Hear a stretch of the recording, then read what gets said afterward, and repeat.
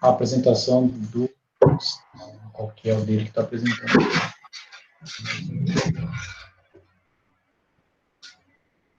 Ok, está todo mundo permitido. Supus está todo mundo permitido. Quem não permite, sai da reunião. Pronto. Eu não permito. Vai sair você, né?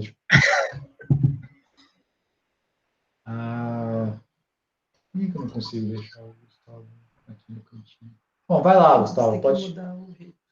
Pode começar a apresentar, tem que tirar a gente. Tá. Então, tipo, meu plano original é que eu tenho meio que um plano, né, tipo, de fechar umas pontas com umas outras coisas. E aí eu queria, tipo, já dar Matroid, já dar caracterização de base, já dar Matroid dual, mas eu fiquei meio... Tá meio pesado. Aí eu decidi, tipo, fazer uma coisa mais de boa. Então, eu acho que vai ser mais curtinho, mas... E tá bem aplicado também, e tem algumas coisinhas algébricas. Então, vamos lá. Então, imagina, por exemplo, que você é um ponto no espaço n-dimensional, e você tem certas direções disponíveis, finitas direções disponíveis para andar. Só que cada direção dessa tem um custo envolvido, tipo, todos esses pontos azuis, imagina que tem um custo azul envolvido, você pode ir para qualquer um desses pontos, só que você vai pagar azul, a vermelha você vai pagar vermelha e a branca você vai pagar branca. Só que imagina que você não quer ficar preso num hiperplano, certo? Você quer, tipo, andar em todo o seu espaço n-dimensional. Você quer atingir qualquer ponto. Então, o que você precisa é, dentre essas várias direções que eu dei, o que o ponto quer é achar uma base, a base mais barata, certo? Em certo sentido. Em certo sentido, não, é exatamente isso que ele quer. Só que, às vezes, as direções, elas são LD, certo? E aí, tipo, você vai poder ter 50 coisas num espaço bidimensional e você vai ter que levar em consideração todas as relações de dependência e independência linear. Eu não quis dizer que esse custo é linear, tá? Tipo, por mais que essa direção vermelha esteja no mesmo plano que a direção azul e branca, eu posso escolher o custo da vermelha independentemente. Então, temos esse problema de achar uma base mais barata. E a gente tem, do outro lado aqui, um outro problema, né? Tipo, você tem... Gustavo, acho que ficou um pouquinho confuso. Peraí, deixa eu só ver se eu entendi. Você tem algumas direções que te dão custos fixados, e agora você quer montar uma base para o seu RN aí, e de forma que a sua base tenha o menor custo, que é meio que olhar quanto que deu o custo de cada vetor e somar os custos deles, é isso? Por exemplo, aí, se fossem só essas três direções e a gente estivesse no espaço bidimensional, mesmo assim, tipo, a solução desse meu problema vai ser as duas direções mais baratas. Fim. Certo? Porque Mas agora o ponto ela gera o espaço todo, é isso? Você quer montar uma base para o espaço todo, de forma que a sua base seja a mais barata possível, digamos assim. Isso. Tá. Então, tipo, o ponto pode andar na direção... Vamos supor que a azul e a vermelha são as direções mais baratas. A branca é a direção mais cara. Você joga a branca fora, aí você já pode atingir todo o ponto, né? Porque, tipo, a direção azul e a vermelha já geram todo o R2. Então, você pode andar na direção azul e depois você anda na direção vermelha mais inclinadinho, assim, e você atinge qualquer ponto. Então, o que o ponto quer, tipo, é achar essa combinação de direção que, através das quais ele se move de um jeito mais barato. Certo? Você não multiplica pela distância, assim. Realmente, todos esses pontos azuis, e para qualquer um deles, tem o mesmo custo envolvido nesse problema.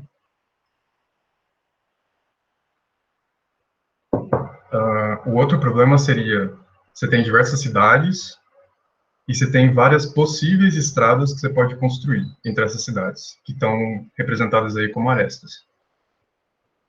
E alguma pessoa fez uma análise lá de custo e ele falou, bom, cada uma dessas estradas, se a gente construir, vai ter um certo custo CI. Mas você é um presidente muito mão de vaca, você, tipo, não quer gastar tudo isso com a sua população, você quer conectar todas as cidades gastando o mínimo possível. Então, ao falar o mínimo possível, se todos esses custos forem positivos, né, lógico, você não vai querer ciclos nesse negócio, né? Porque se você fechou um ciclo, é porque essas duas cidades já estavam conectadas antes. Então, que no final desse negócio que você vai obter é uma árvore de extensão, que conecta todas as cidades, então todos os vértices vão estar nesse subgrafo.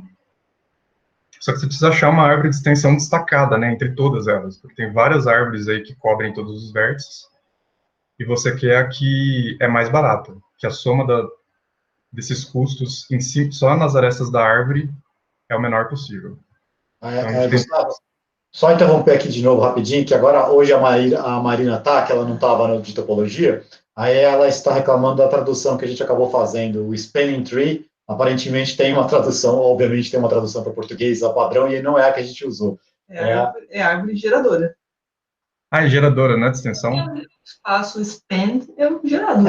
Então é geradora mesmo. Árvore geradora. Tá bom. Quase o mínimo. Então a árvore geradora é mínima. Então talvez seja de bom tom seguir a nomenclatura padrão, que ela já existe. Tá, eu vou tentar, mas... Senão, de repente, a gente pode... Não exatamente hoje, né? Mas, assim, para outros dias, né? Senão, de repente, pode ser que a gente ofenda alguém.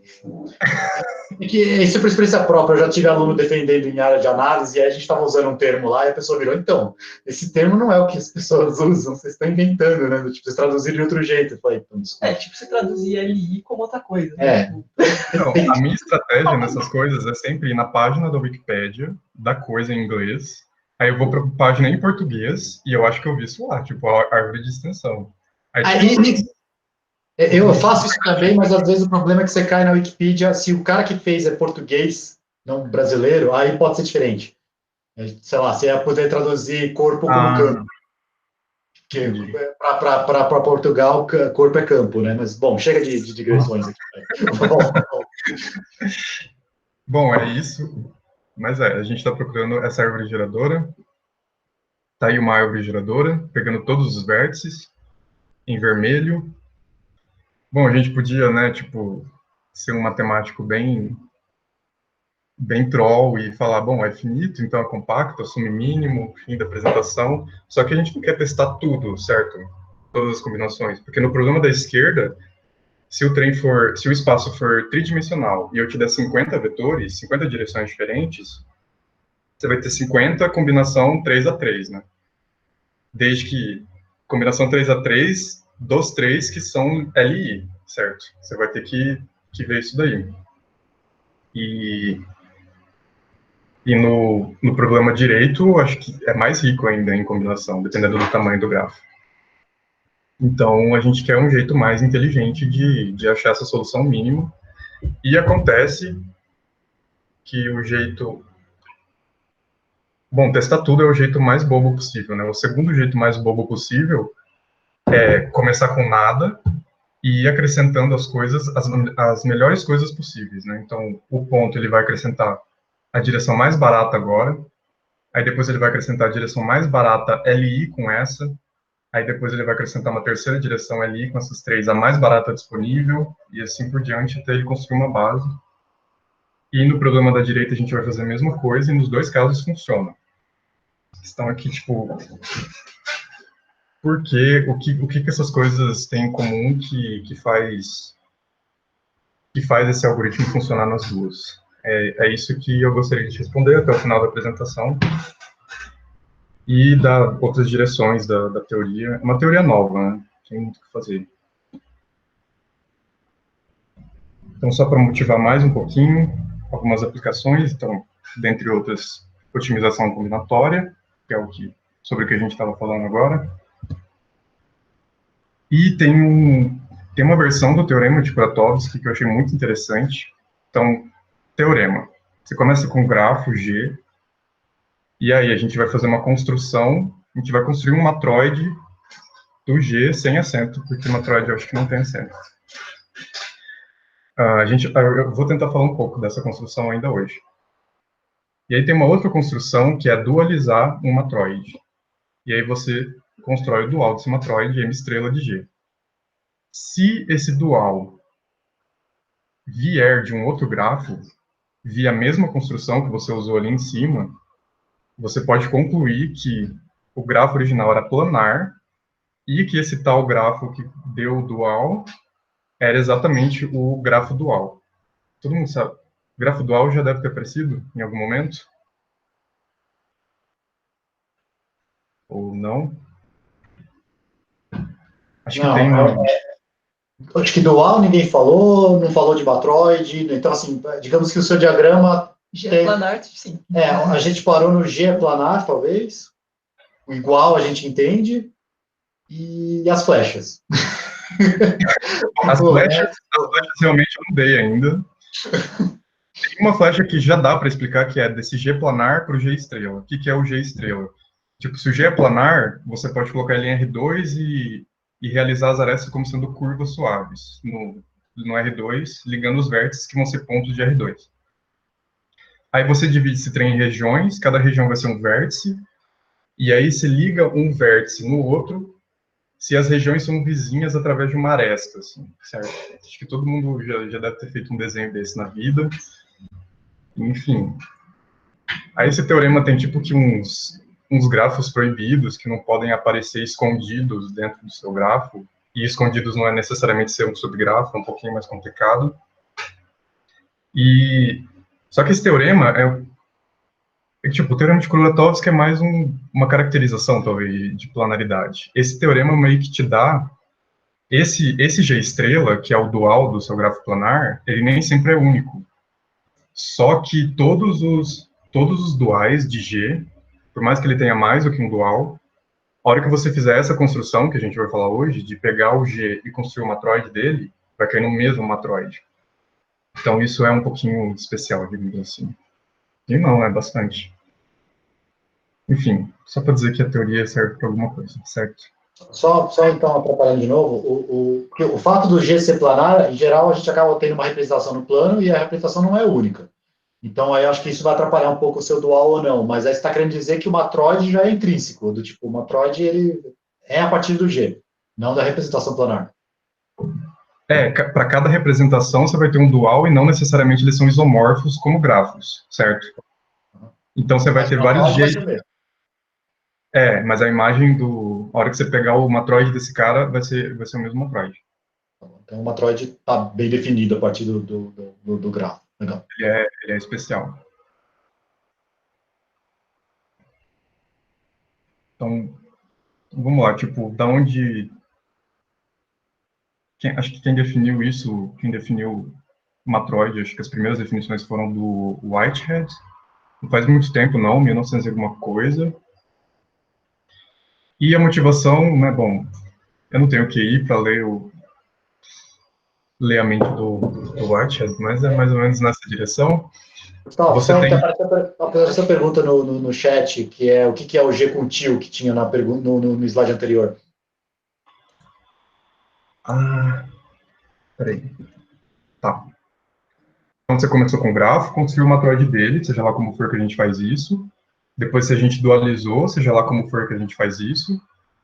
Aí a questão é, a gente pegou o G e construiu um matroide. Se esse matroide dual tiver vindo de um outro G,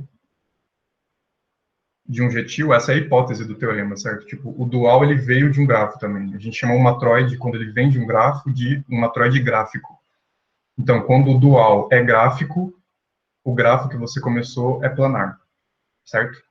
É da hipótese mesmo, ele veio do nada, entre aspas. Aí essa é a conclusão. Então, eita, o que aconteceu? Não! Tá. A motivação. Então, a gente tem esses 4 vetores aí. A configuração é mais ou menos tipo, você tem 3 vetores num plano, o V3, o V1 e o V4. Essa tripla é LD. E o V2 é um cara que está fora desse plano e que formaria a base com qualquer combinação 2 a 2 desses outros vetores aí nesse plano. Então agora eu vou mostrar uma outra figura que do ponto de vista, você tem uma outra combinação de vetores, são esses aqui, os caras TIL. Do ponto de vista da álgebra linear, você supõe que esses sejam outros vetores, assim, você começou de novo, pegou outros vetores. Do ponto de vista da álgebra linear, isso é outra circunstância, certo? São outros vetores, outra coisa aconteceu. Só que você olhando essas duas figuras, você percebe que, tipo, não muita coisa mudou. Você, olhando só para os índices, os vetores estão assumindo o mesmo papel, de certo modo. Certo? Você tem o segundo vetor destacado dos outros caras e os outros 3 caras presos no mesmo plano. Então, essas coisas são diferentes do ponto de vista da álgebra linear, mas, de alguma forma, eles têm a mesma teoria de independência linear ou de dependência linear. Então, o Whitehead quis construir uma teoria algébrica mesmo, um gadget algébrico, como se fosse um grupo, um anel, alguma coisa assim, que capturasse o que é isso daí, tipo, o que é essa teoria de independência linear, qualquer coisa subjacente que existe em comum entre esses dois diagramas. Não, por que eles são parecidos? Vamos começar a definir as coisas. Foi lenga-lenga pra caramba. Um complexo simplicial abstrato, também chamado de sistema independente, é um par, M, que é um conjunto e uma família de subconjuntos de E fresco que satisfazem a seguinte coisa. Então, o vazio é um elemento desse I, certo? E se eu tiver um I2, dá para ver meu mouse ainda? Dá, né? Se eu tiver o I2 aqui, pertencente a essa família, e o I1 está contido nele, né? O I1 está abaixo do I2, então o I1 pertence a essa família também. Certo? Todos esses caras, esse I1 e esse 2, todos esses caras são subconjuntos do E. Certo? Então isso é um complexo simplicial abstrato. Então, um matroide, ele vai ser um complexo simplicial abstrato que satisfaz só mais um axioma, que é o seguinte. A galera da área chama isso de propriedade de incremento ou de aumento. Se você tem um I2 maior do que o I1, maior no sentido de... eu esqueci de dizer. Gente, sempre aqui o E é finito, o nosso conjunto vai ser finito, tá? Então, nossos complexos simpliciais vão ser finitos e os nossos matroides vão ser finitos também, por enquanto.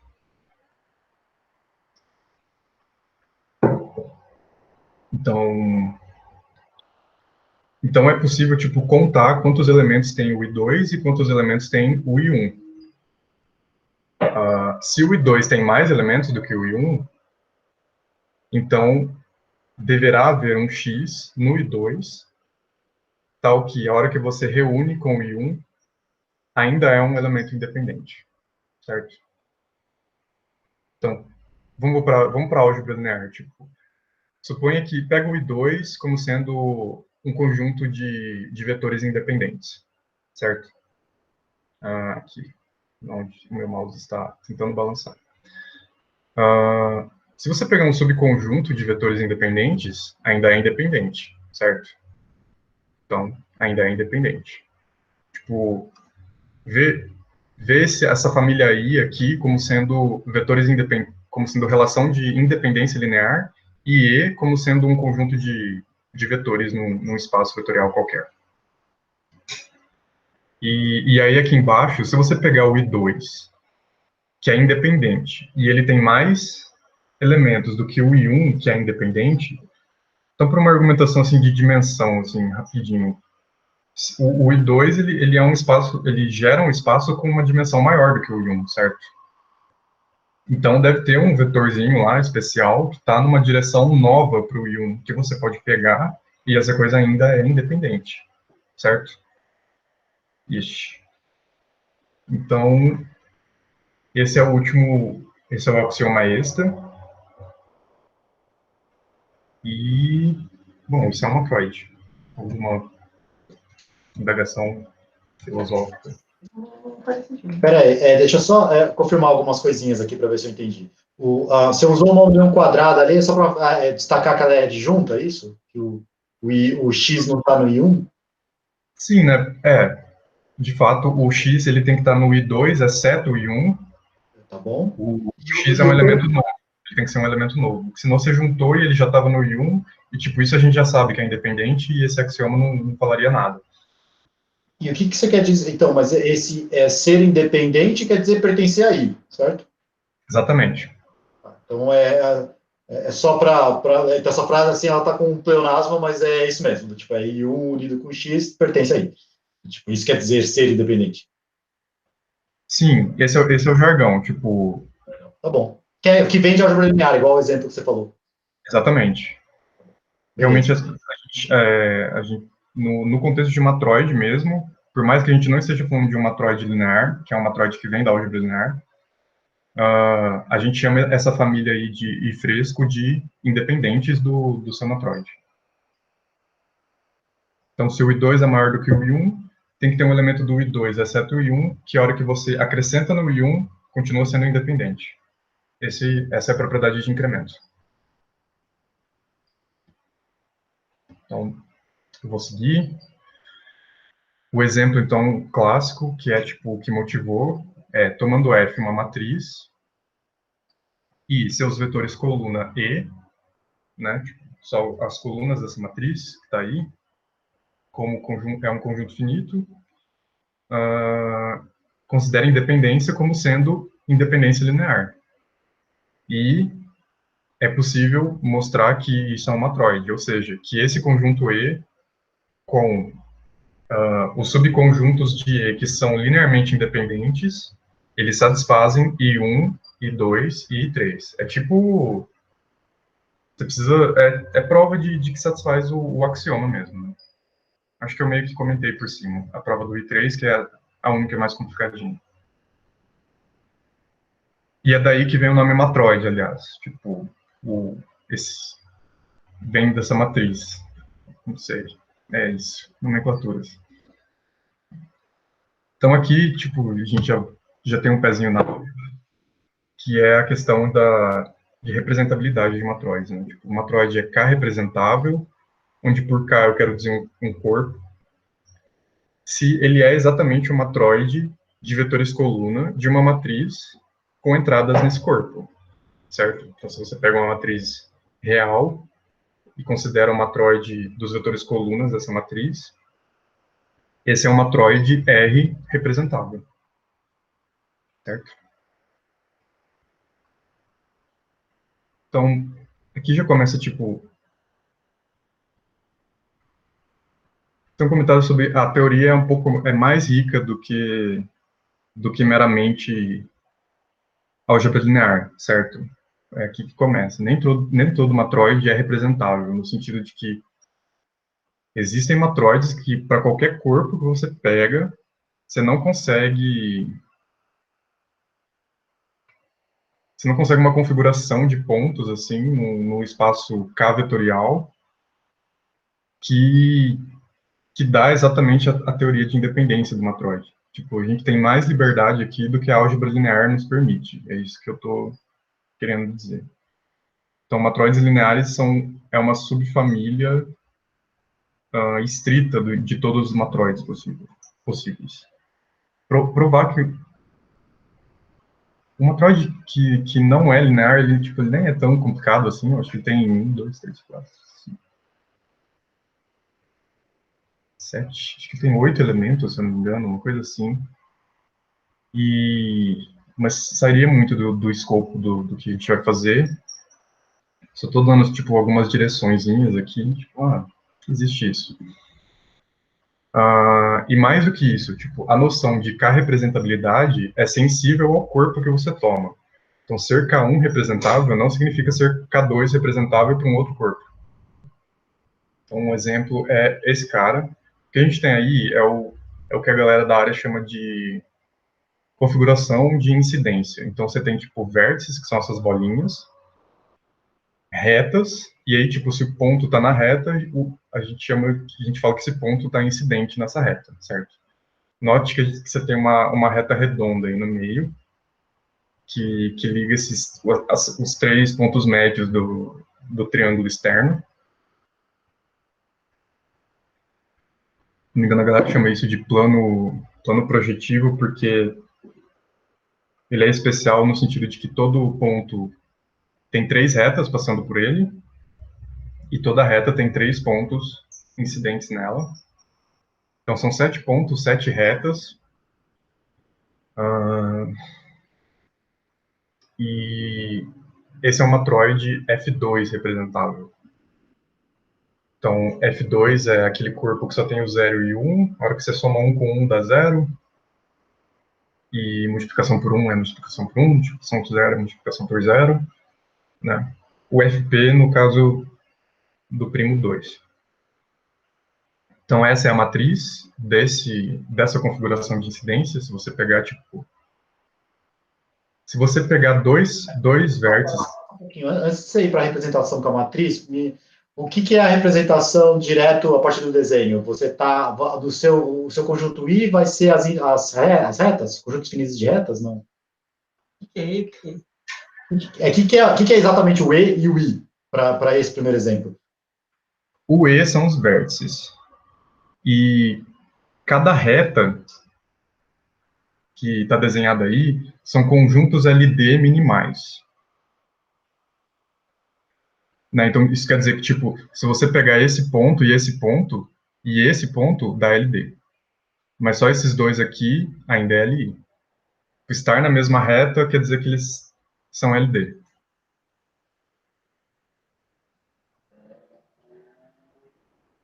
Certo? Peraí, como é que é? Peraí, estar na mesma reta quer dizer que eles são LD, mas aqueles dois primeiros na mesma reta não são LD? Não. Tem que pegar os três. Eu acho que eu não entendi. Nem eu entendi também muito bem. É tipo... Não é independência linear no sentido do vetor, exatamente, mas no sentido afim, digamos assim, certo? Tipo, estar na Tudo bem. mesma... Eu acho que o que você quer só, assim, abstratamente pensando, você poderia usar esse desenho para facilitar descrever uma família I agora. Então, são certos subconjuntos que estão no seu I. Aí eu sei que o vazio está lá dentro, por axioma. Aí eu gostaria que fosse um conjunto fechado para baixo. Eu ainda não enxerguei quem é o seu conjunto fechado para baixo que você... Acho que é mais fácil começar com a matriz e ver que a matriz meio que faz esse desenho do que fazer a coisa oposta, talvez. Porque, tipo, considera simplesmente essa matriz de variáveis booleanas. Se você somar os dois primeiros vetores coluna, dá a terceira coluna, percebe? Só que se você somar esse cara, mais esse cara, mais esse cara, vai dar 0. Ou seja, você encontrou uma combinação linear de três criaturas, uma vezes esse vetor, mais uma vezes esse vetor, mais uma vez esse vetor. Então, essa combinação linear não é trivial, não usei 0, e deu 0. Esses três pontos estão formando uma dessas retas aqui, certo? E aí, se você pegar outras combinações, vai ser a outra reta. Então, sempre você vai pegar dois caras, a hora que você soma esses dois caras, vai dar um terceiro, e a hora que você soma esse terceiro, você vai ter uma combinação linear de três caras que está dando 0. E esses três caras vão ser uma dessas retinhas aqui. Acho que agora eu entendi a frase que você falou antes, do tipo, que você tem, a representação que aquele desenho está te falando é que você vai considerar como sendo LD, digamos, vão ser os dependentes, qualquer conjunto que contenha três pontos colineares. Exatamente. LI para você é qualquer conjunto que não seja LD. Então, ou seja, qualquer conjunto que não tenha três pontos colineares está na sua família I. Aí agora é um pouco chato ficar achando quem são esses caras, mas tá bom, entendi. Aí É, agora essa representação na matriz está dando exatamente isso. exatamente. É porque, tipo, existem... Essa teoria, tipo, ela é interessante porque ela tem várias caracterizações. Você tem caracterização por independente, que é o que eu estou usando aqui. Você tem caracterização por circuito. Você tem caracterização por rank, por flats. Enfim, tipo, tem muita coisa. Só que provar que essas caracterizações valem é um pouco assustador. Só um pouco, não muito. E eu decidi evitar fazer isso. Basicamente, o que eu estou fazendo é, ao invés de definir uma Troid como esses aqui são os independentes, essas retas aí estão me dizendo esses aqui são circuitos, entende? E aí você teria que saber da caracterização dos circuitos. Mas, só com os independentes, esse matroide é completamente caracterizado com essa matriz aí embaixo e F2 independência linear. Dá a mesma coisa do que aquilo ali em cima, a hora que você pegar essa matriz aí embaixo e ver o que é LD, vai formar exatamente as retas que estão aí. Um outro jeito de fazer isso, não sei se tem alguém da álgebra que já fez geometria algébrica, isso aí é exatamente o plano projetivo bidimensional do corpo booleano F2, certo? Então você pega o espaço afim tridimensional, quocienta por aquela relação de equivalência, só que você vai ter que tirar o zero, né? Então você vai ter 2 ao cubo criaturas, aí você tira o zero, aí fica 7 pontos, que são esses 7 pontos que estão aí. E essas retas aí vão ser exatamente as retas projetivas. Zero locos de polinômios homogêneos de grau 1. Mas ela não é representável. Tipo, a questão é, tipo, a hora que você vai querer representar isso em R, esse círculo que está aí dentro, ele é uma reta.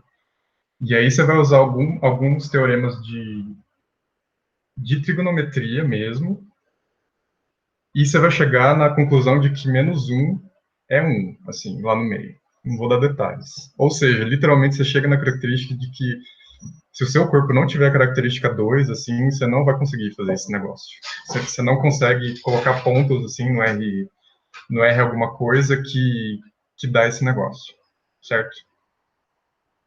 É bem interessante esse negócio, mas, enfim, algebristas. Ou geômetras, não sei, uma mistura. Então, vamos definir base. Então, base, como na álgebra linear, vão ser independentes maximais, certo? Então, você pode ordenar as partes do E, que é o nosso conjunto subjacente, pela ordem do incluso, e aí quando eu quero dizer maximal, eu quero dizer maximal nesse sentido, no sentido de inclusão. Não existe nenhum independente que está acima dele, né? Igual ao ideal maximal, não tem nenhum ideal que está acima dele, que inclui ele.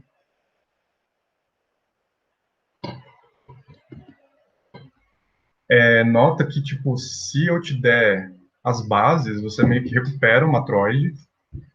Não é tão simples assim, mas os independentes são exatamente os caras incluídos em bases, certo? Se eu te der só as bases e você pegar o conjunto dos caras incluídos em alguma base, esse conjunto já vai ser o seu conjunto independente. É isso que eu quero dizer com dá para recuperar a partir da base. Então, vamos entrar na nossa primeira proposição. Todas as bases têm o mesmo tamanho. Então, tipo, isso aqui já está dando uma noção de rank, de dimensionalidade, que é outra caracterização. Tipo, eu já comentei, acho que umas 6 caracterizações aqui, né? Tipo, independentes, tem uma caracterização por bases, uma por circuitos, uma por rank e uma por flat. São 5.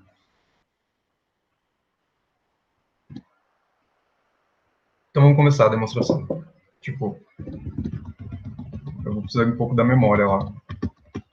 Suponha que você tem 2 bases. Então esses 2 conjuntos que estão aí são independentes e são maximais, por hipótese.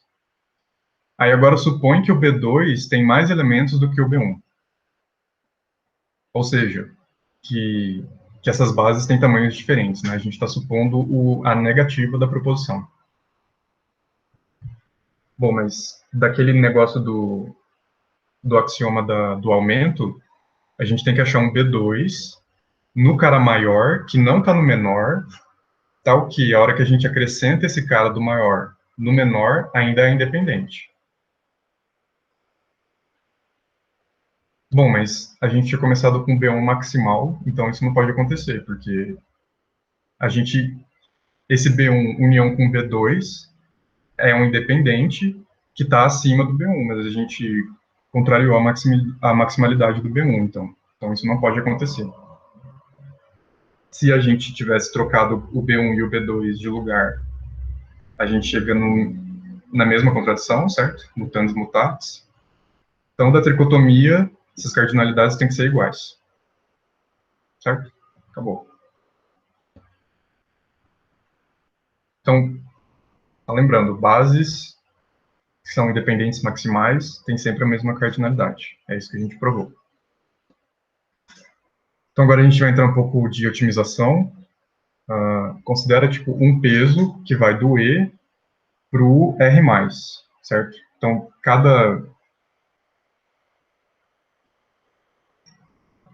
esquece que a gente está falando de matroide, tipo, a gente está falando de um complexo simplicial qualquer, tipo, simplesmente você tem esse elemento, esse conjunto finito, que é o E, e você deu um peso, um custo para cada um desses elementos.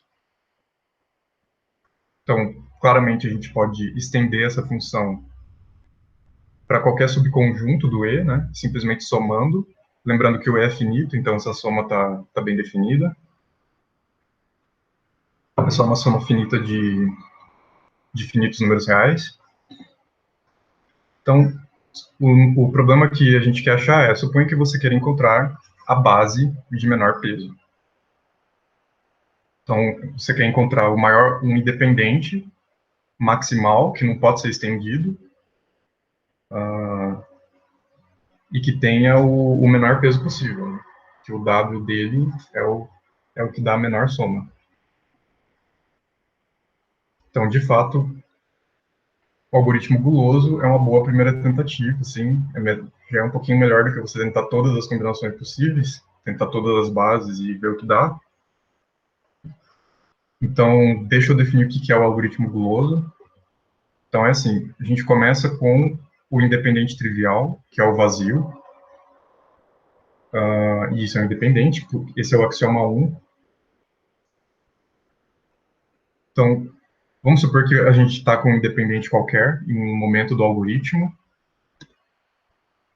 Se ele tem o tamanho de base, ele é base, né? Repara que, tipo, se você é independente e tem tamanho de base, você já é base. Se você não fosse base, teria um cara acima de você, estrito, mas aí teria um cara de independente com cardinalidade maior do que a cardinalidade de uma base, e isso é impossível. Senão você poderia aumentar as outras bases, certo? Então, qualquer independente de tamanho certo, que tem tamanho de base, é base. Bom, se você já está com uma base na mão, devolve a base e a gente acabou o algoritmo. Se não, devem haver E's que, adicionando nesse I, ainda é independente, certo? Porque se o I não é base, ele pode ser estendido. Porque ele não é maximal. Aí a gente faz dentro desses E's. Então, é aqui que vem a parte gulosa, né? Tipo, você toma exatamente o E de menor peso, que ainda mantém a independência. Então, você é guloso porque você sempre quer, tipo, você sempre vai olhar na mesa e pegar o maior hambúrguer possível. Aqui, no caso, seria o menor hambúrguer possível, né? Porque a gente está querendo minimizar, não maximizar. Mas você vai olhar na mesa, tipo, tem todos esses E's disponíveis, exclui os E's que não mantêm independência, que se você adicionar em você, você não é mais independente, acha o cara de menor peso que satisfaz isso e coloca no seu cesto. Aí você adiciona no I. Então, faço o I receber I, união esse cara, que é o cara de menor peso possível, e volte a flat. E aí você vai reiterando isso até achar uma base, certo? Esse é o algoritmo guloso. Então, os matroides, eles são lugares onde o algoritmo guloso funciona. Onde por lugar eu quero dizer complexo simplicial, ou sistema independente. Então, se a gente começa com M, um matroide, né, um par e a família de independentes. Se a gente considerar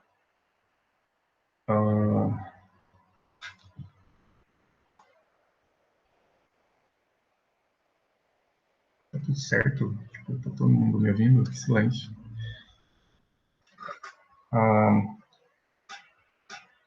Vamos provar que, tipo, que o algoritmo, que a gente quer provar é que o algoritmo guloso devolve uma base ótima, né?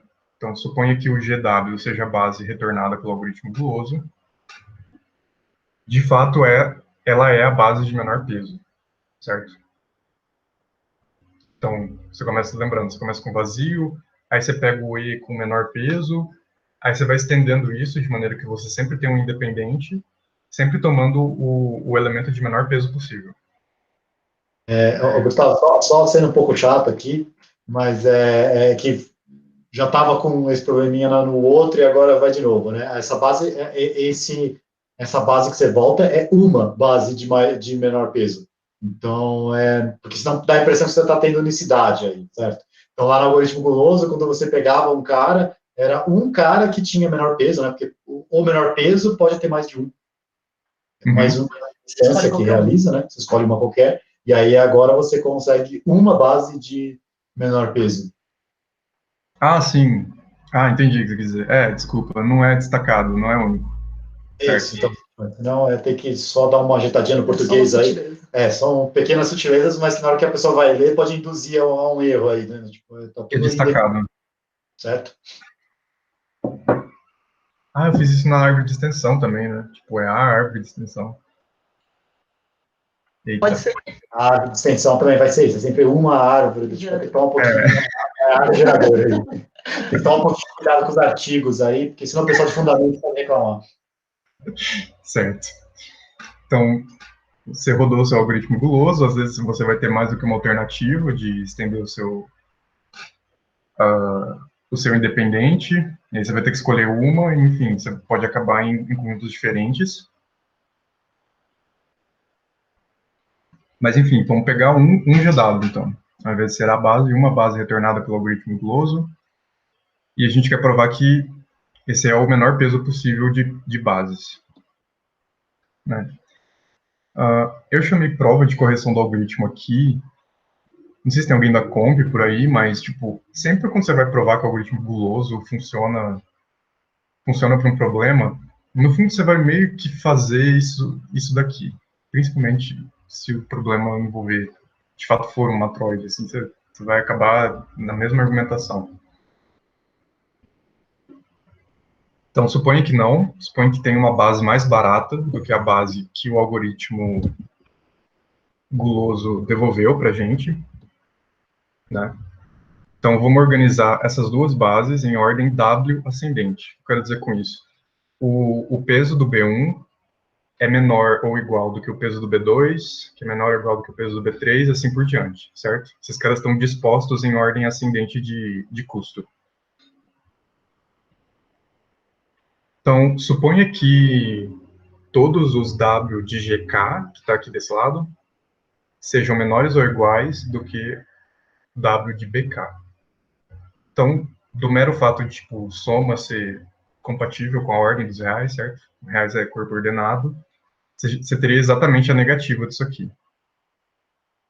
A seta, não dá para ver a seta a hora que eu estou no meio da demonstração, pelo visto.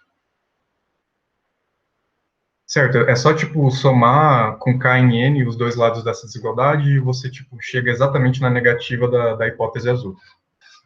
Então, isso é absurdo. Então, deve ter um K que...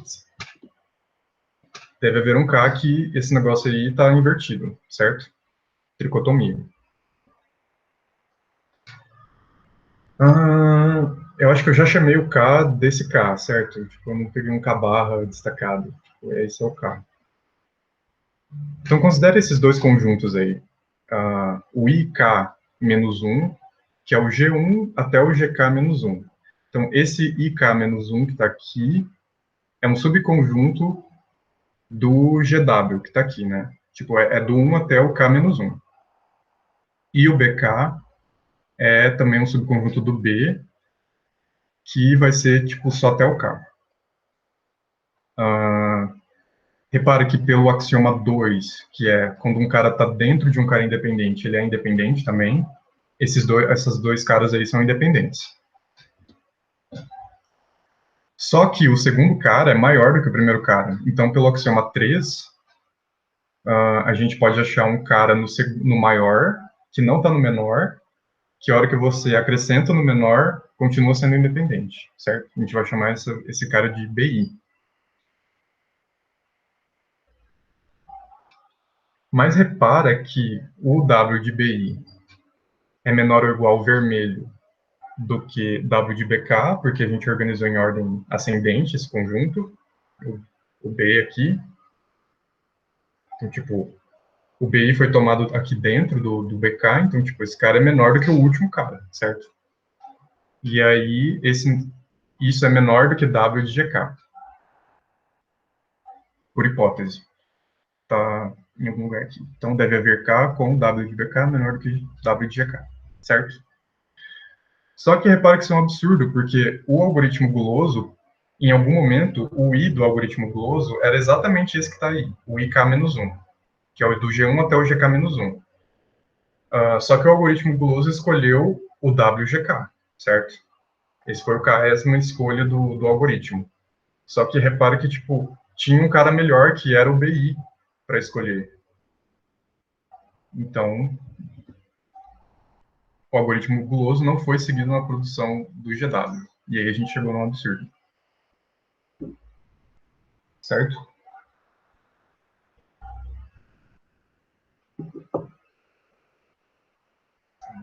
Certo. Acho que tá certo.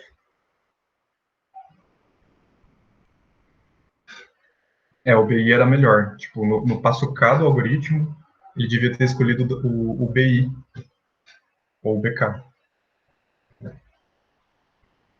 Então, a gente demonstrou que o algoritmo guloso, quando ele é rodado num matroide, de fato ele retorna a base de menor peso, certo? Ser guloso funciona nos matroides. Então, tem um teorema que se chama Edmonds, se não me engano, que é o seguinte: se o algoritmo guloso funciona para qualquer W num complexo simplicial abstrato, então você não começa com uma matroide, você começa com um complexo simplicial, e para qualquer W o algoritmo guloso devolve um I maximal que é ótimo, de fato. Então, de fato, esse par aí é um matroide. Dá para provar isso e muito mais. E dentro desse teorema tem uma interseção assim com álgebra comutativa, tem bastante coisa rolando aí dentro. Tem um anel de álgebra comutativa meio especial e tem umas propriedades que parece que tem algumas interpretações geométricas aí como complexo simplicial mesmo. Então, Gustavo, uma direção interessante. Diga.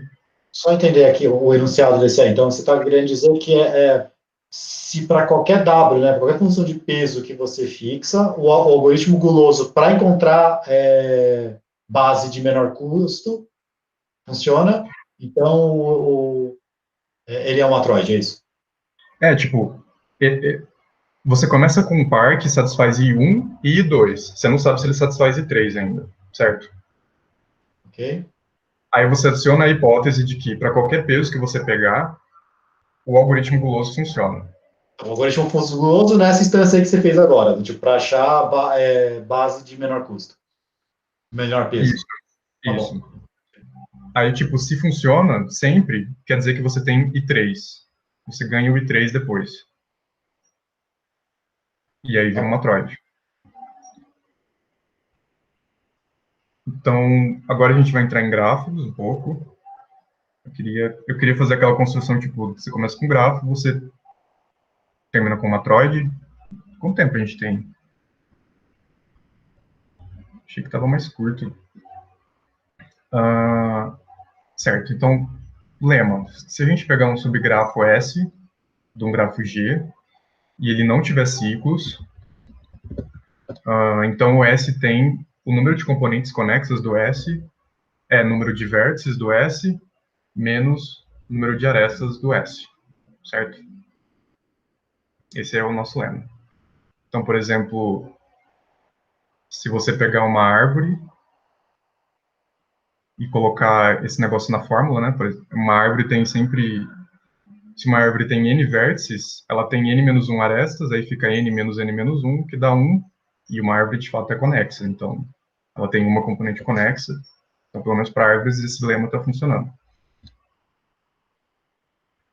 Então, em linguagem matemática seria isso. S sem ciclos implica... Essa notação π0 de S é o número de componentes conexas que eu estou tomando. Então, o número de componentes conexas de S é o número de vértices de S menos o número de arestas de S. Se você tipo, pegar esse grafo aí, que não tem nenhum ciclo, né, e fazer a contagem, você vai chegar em duas componentes conexas certinho. Espero. Então, a gente vai provar isso por indução sobre grafos. Então, tipo, a gente vai assumir que um grafo mais simples é verdade, e que se a gente acrescentar uma aresta, mais os vértices novos dela, que não estavam no grafo antigo, ou se a gente acrescentar um vértice, a equação continua válida. Se a gente conseguir provar isso, a gente acaba, certo? Afinal, todo grafo é um grafo mais simples acrescido de um vértice ou de uma aresta, digamos. Então, a gente começa com um S. Então, no S, aqui no... Meu Deus, é muita informação de uma vez. Desculpa. Então, esse S aqui em cima, a gente supõe que o teorema é válido nele. E agora a gente vai acrescentar vértices. E aí a gente obtém S', e a gente quer provar que se o S' ainda não tem ciclos, continua sendo verdadeiro o teorema. Ou seja, essa equação aqui continua sendo válida. Então, se o V já está no S, olha aqui na figura, o V já está aqui. Então, não tem nada o que fazer, né? Tipo, você não fez nada, e no S já valia a fórmula, então continua valendo. Então, esse caso já era. Se você pegar um V novo, tá aqui, tipo, tá fora agora, você incrementou o número de vértices e você incrementou o número de componentes conexas, porque esse vértice aqui vai virar uma componente conexa nova, certo? Então, olha aqui na equação, tipo, você incrementou os vértices e você incrementou em 1 também o número de componentes conexas. Então, essa equação continua sendo válida, certo? Então, aumentou um aqui do outro lado da equação, tá tudo certo. Agora a gente vai acrescentar arestas novas. Então, a gente vai sempre pegar um E que incide no X e que incide no Y, né? Então, suponha que isso que está aí, né, tipo, toda essa indentação, não sei se dá para enxergar muito bem, essas bolinhas, a gente vai dividir em vários subcasos, a hora que eu entrar, né, tipo, a hipótese que ficou para trás continua valendo. E a soma disso tudo é para ser uma tautologia. Então, se você pegar x e y, eles já estão no vértice do S, que é o grafo que você sabe que vale, e, ainda por cima, se o E já estava no S também, né, que é esse caso aqui, de novo, você não tem nada a fazer. Se o E não está no E de S, a gente vai dividir em mais dois casos. A gente tem o caso de que o X e o Y já estavam na mesma componente conexa, mas aí você forma um ciclo, né, porque se eles já estavam na mesma componente conexa, existia um caminho entre eles, que é esse caminho que está aí em volta, e a hora que você acrescenta o E, que não está no S, esse cara vai formar um ciclo, que é esse pontilhado vermelho que está aí. Isso aqui é um absurdo, porque a gente assumiu que o S' não tinha ciclo. Agora, se eles não estão na mesma componente conexa, você vai acrescentar uma aresta nova, então, esse cara aqui vai ganhar 1 na equação, só que você juntou duas componentes conexas antigas na mesma componente conexa. Então, esse cara aqui vai ser decrementado de 1. Então, na hora que você somar 1 aqui, esse sinal de menos vai virar menos 1, e a equação continua válida. Certo? E aí, você vai seguindo assim, e, tipo, tudo dá certo. Eu vou deixar os slides aqui, mas, tipo, é isso, gente. Sempre a equação continua válida ou você chega num absurdo. Então, a gente tem um teorema. O lema, tipo, se o S não tem ciclo, o número de componentes conexas, você pode contar eles com essa fórmula, certo?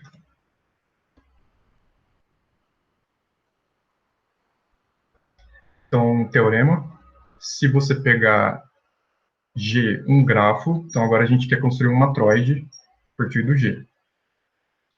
Considera E como sendo o conjunto de arestas do G.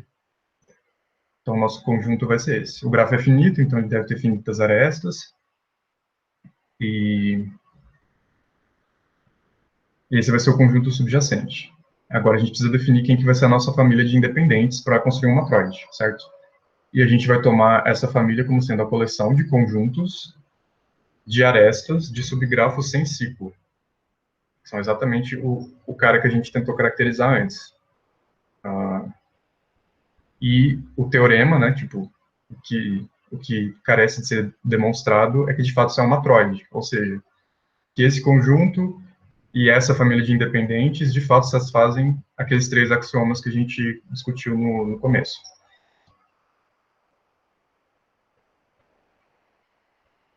Bom, estão claros I1 e 2, porque vazio não tem ciclo.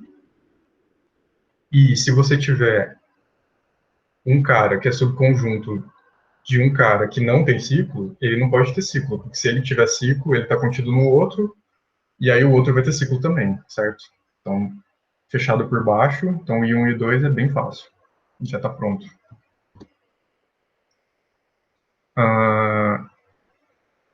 Aí agora a gente quer provar I3, certo? Então, vamos tomar 2 subgrafos. Agora a gente vai ter 2 conceitos de subgrafos que meio que vão coexistir aqui. O S1 e o S2, eles são subgrafos, mas ao mesmo tempo eles são só subconjuntos de arestas, certo? Mas de vez em quando eu vou tomar subgrafo como sendo conjunto de vértices, mais arestas e algumas incidências. Então, tipo, cuidado, tem talvez duas noções de subgrafos acontecendo concomitantemente aqui. Então, se você tem S1 e S2 sem ciclos, e o S2 tem mais arestas do que o S1, ou seja, a gente tem essa desigualdade aí de cardinalidades. A gente vai tomar um conjunto V de vértices, que é o conjunto de vértices dos dois ao mesmo tempo, certo? Então, tipo, pega esses 2 subgrafos, imagina só os vértices dele, e esse vai ser um conjunto de vértices. E aí você vai montar um grafo com esse conjunto de vértices dos dois, só que você só vai adicionar as arestas do S1. E esse cara a gente vai chamar de S, certo? Note que esse gráfico que eu acabei de falar, esse S, ele não tem ciclos, certo? Senão, teria ciclo no S1. Ok? Então, eu posso usar o lema para contar o número de componentes conexas desse cara.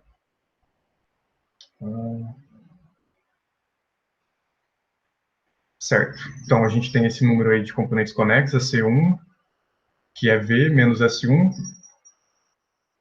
que esse é o número de componentes conexas desse S que está aqui, desse gráfico que a gente montou. Agora a gente vai supor, por absurdo, que não vale I3. Então, o que quer dizer que não vale I3? Para qualquer aresta do cara maior que a gente tem, que a gente acrescentar no grafo S1, forma ciclo. Só que, por que forma ciclo? Né? Porque, tipo, a gente supôs que independente é coisas que não tem ciclo, certo? Então, não I3 é toda aresta do cara maior que se acrescentar no menor, não é mais independente. Ou seja, é dependente, então deve ter ciclo. Então, se essa aresta formou ciclo, a hora que você acrescentou ela, isso quer dizer que os vértices incidentes nessa aresta, eles já estavam conectados antes por S1, certo? Eles já estavam na mesma componente conexa. Isso quer dizer que a hora que você acrescenta o E, você não mudou o número de componentes conexas do grafo. Isso vai ser dito aqui, eu acho. Como cada adição de E formou um ciclo, a hora que você pegou o S1 e acrescentou o E, você manteve o mesmo número de componentes conexas, porque o E está conectando vértices que já estavam conectados antes. Isso quer dizer que, tipo, as extremidades do E já eram S1 conectadas, certo? Então, por indução, você pode acrescentar todos os S2. Eu acrescentei um, acrescento outro, continua o mesmo número de componentes conexas, e assim vai. E você continua com o C1 componentes conexos, que é aquele número antigo que a gente ainda tinha. Então, se você pegar o V e considerar os dois grafos ao mesmo tempo agora, ele tem C1 componentes conexos.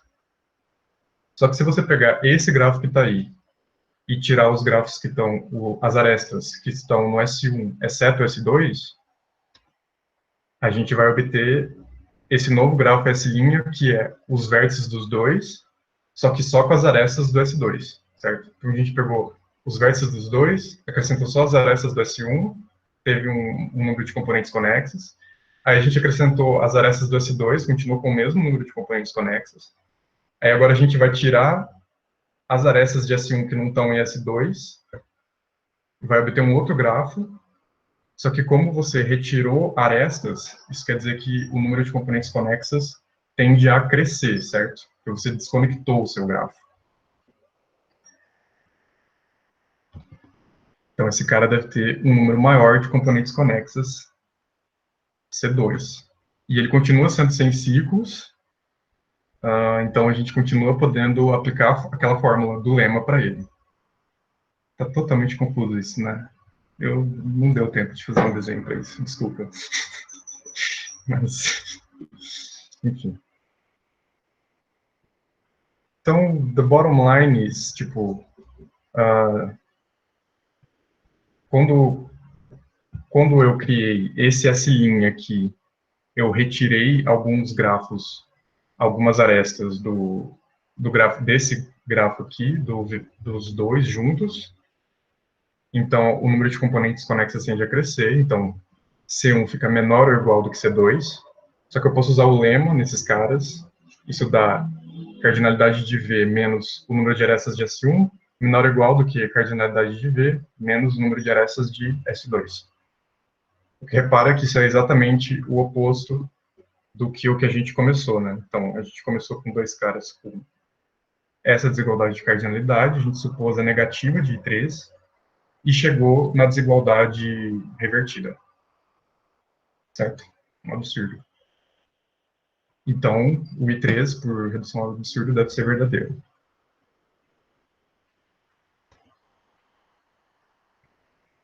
E, bom, então a gente provou que esse trem é uma matroide, de fato. Só isso já é um meio sofrido. E a gente vai denotar esse matroide por M de G, matroide de G. Então, a gente meio que achou, tipo, o que essas coisas têm em comum, certo? Tipo, ali do lado esquerdo, o que os seus independentes, são direções independentes, e uma base vai ser uma base do espaço mesmo. Assim, tipo, realmente a terminologia vai ser igual do lado esquerdo. Do lado direito, o que é uma base? Uma base vai ser o maior cara possível que não tem ciclos. Na outra apresentação, eu mostrei, bom, pelo menos informalmente, eu acho, que se você pega uma árvore geradora e acrescenta uma aresta, você forma um ciclo, que é exatamente, ou seja, se você pega uma árvore geradora e acrescenta qualquer aresta do seu grafo que não está na árvore geradora, é exatamente aí que o negócio começa a ser dependente, certo? Você forma um ciclo lá dentro. Lembrando que ser dependente no matroide de grafos é ter ciclo. Então, tipo, o problema de achar o cara que conecta todas as cidades e obtém as estradas que conecta todo mundo do jeito mais barato possível é justamente achar a árvore geradora mais barata. Então, a gente conectou esses dois problemas. A conexão é que, tipo, as duas coisas são matroides, e para as duas coisas o algoritmo guloso funciona. A gente provou também isso. Então, esse algoritmo aqui da direita, ele é conhecido como Kruskal, com um L só. Eu esqueci de corrigir isso. E, se não me engano, ele provou isso, tipo, antes de Matroid. Assim. Ele provou realmente que o algoritmo guloso funciona para você achar uma árvore de extensão, uma árvore geradora, um custo mínimo, para ligar todas as suas cidades e você poder ir para todo lugar. E é isso. Acho que a gente pode acabar a apresentação. Tem alguém... Eu acho que isso aí acabou explicando um pouquinho também por que o nome da árvore é geradora, né? Tipo, acho que vem talvez dessa, em algum sentido ela ficou sendo a... Porque base você pensa que é o gerador maximal, em algum sentido. E aí você tem essa ideia de base. Para mim o nome mais natural seria árvore maximal, né? Mas... Não, mas aqui a árvore, tipo, ser geradora é o fato de constar em todo mundo, né? Então, o maximal vai para um lado, o gerador... Mas, tá bom. E você tem aquela questão também de, tipo, dos ciclos fundamentais serem geradores do espaço de ciclos do... Então, tipo, realmente ela é geradora no sentido de conectar todos os vértices, e os circuitos fundamentais desse negócio geram o espaço de ciclo como espaço vetorial também. Então, ela é bem geradora mesmo. Essa nomenclatura é melhor, eu concordo. Acho que depois tem que substituir lá. Bom, então, a princípio, acho que a gente tem seminário semana que vem, porque acho que a gente consegue, talvez, ou o Gustavo faz uma continuação, talvez, ou alguém aparece aí com alguma outra coisa, e daí a gente manda os anúncios no grupo. Eu preferiria ter uma pausa, tipo, pelo menos do combinando. Tá bom, Eu beleza. preciso estudar a topologia. Deixa eu só parar a gravação aqui, que essa parte aqui a gente não precisa gravar. Certo.